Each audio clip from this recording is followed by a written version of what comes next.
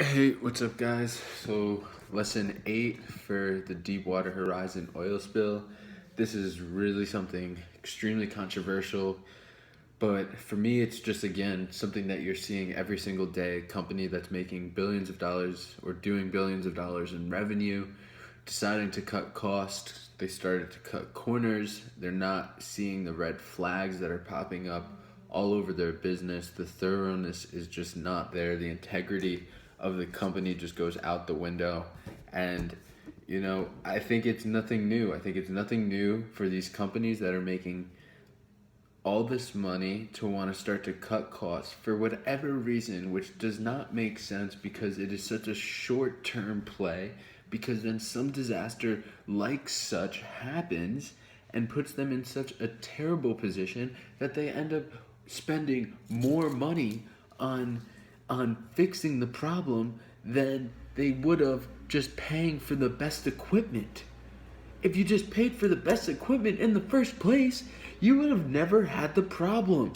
And you see it with all these billion-dollar companies. They get greedy. They don't see the red flags. There's 390 light bulbs that had went off on their test. I just say light bulbs because I just want to paint a picture for you guys of just imagine you put an equation into this system and you had a whole bunch of light bulbs, and the whole thing was that no light bulbs would turn on.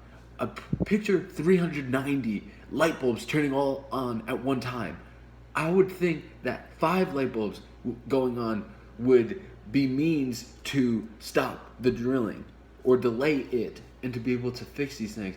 Instead, they decided to build the well on top of the ground where a lot of methane gas was located, which ultimately started to seep up through the ground, which caused the fire, as we all know, and boom, the $6 million a day spent cleaning this, and then not even just the $6 million a day that they had to spend cleaning this, now all the ethical things they had put themselves into, like an ethical bind, like they're just like, holy, excuse my language, poo of like the ethical bind of how are we going to clean this up. That's where I was. How are we going to clean this up? They wanted to do something where they put a chemical into the water and it breaks up the particles of the oil and it has it fall to the bottom of the ocean. But what that does is it kills our eco life, our ecosystem, and you already see it. The Great Barrier Reef is dead.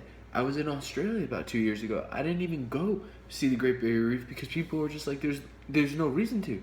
It's completely dead because of all of these unnatural, not because of these all natural things, but because of these disasters that had happened in the past that start to spread over time because these big corporations who have big power and big pushes, what they do is they cut corners and they look for the short-term gratification, the short-term win. What can we do right now that will make us the most money rather than how can we figure out what we can do right now that will make our company last another 10 to 20 years. Invest in better material, invest in better pipes, invest back into your people, invest back into the workers, invest back into the time, the going over them, going and paying to fix the mistakes, not going and drilling. It all adds up, and what these companies do is they just try to throw money at it and hope that the problem will get fixed. And it never does because it happens every single time. They throw money at it and it messes up because there's one person that says it's not going to happen to us. If it goes wrong, we have the money to spend it. Well, I hope that $6 million a day was worth it. Wouldn't be worth it to me. So that was lesson 8. Great topic, really controversial. I enjoy it. I just see it's just the rehappening decisions of these companies to cut corners, instant gratification. Can't stress it enough. It just doesn't make sense. It doesn't add up. So, looking forward to next week. Talk to you guys soon.